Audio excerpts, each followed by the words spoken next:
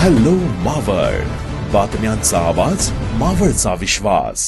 नीट पेपरफुटी प्रकरणाचे धाकेदोरे लातूरपर्यंत पोहोचणे धक्कादायक आणि वेदनादायी असल्याची भावना काँग्रेस नेते आमदार अमित देशमुख यांनी व्यक्त केली आहे. एका घटनेमुळे लातूर पॅटर्नची प्रतिमा मलिन होऊ देणार नाही असं सांगत दोषींवर कठोर कारवाईची मागणी त्यांनी केली आहे. नीट पेपर फुटी प्रकरण हे दुर्दैवी आहे. त्याचे धागेदोरे लातूरपर्यंत आलेत, हेच धक्कादायक आहे. या धक्क्यातून अनेक जण अजून सावरलेले नाही आहेत. पण मी माझ्या सामाजिक माध्यमांवर जे मत मी व्यक्त केलं तिथेही मी म्हटलं की एखाद्यानं जर गुन्हा केला तर समाज गुन्हेगार होत नाही. आणि म्हणून मला असं वाटतं की सगळ्यांनाच त्या चष्म्यातनं जर आपण पाहायला सुरुवात केली तर ते थोडंसं अन्यायकारक होतं.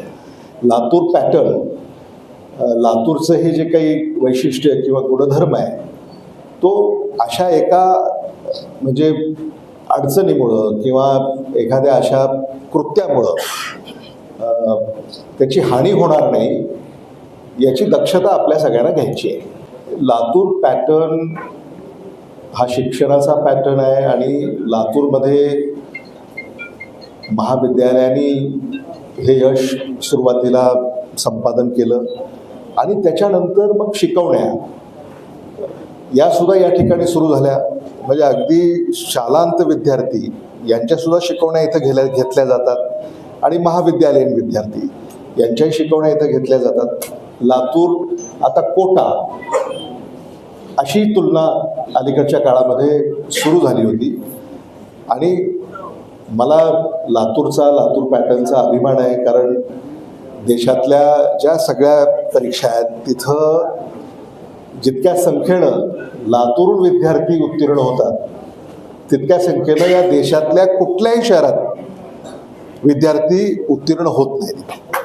मला असं वाटतं हे लातूरचं वैशिष्ट्य आहे आणि आज त्याला दृष्ट लागते हे थोडंसं वेदनादायी आहे. आणि म्हणून त्यातून बाहेर कसं पडायचं यासाठी आज आम्ही इथे एकत्रित आलेले आहोत. पण मला असं वाटतं पेपर फुटी प्रकरण हे अत्यंत गंभीर आहे.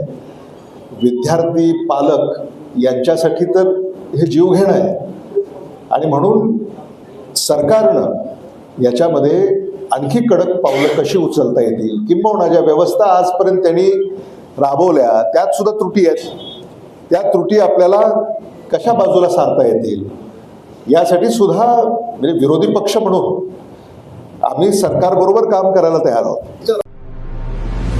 आताच हॅलो मावळ YouTube चॅनलला सबस्क्राईब करा आणि आमच्या फेसबुक पेजला फॉलो करायला विसरू नका.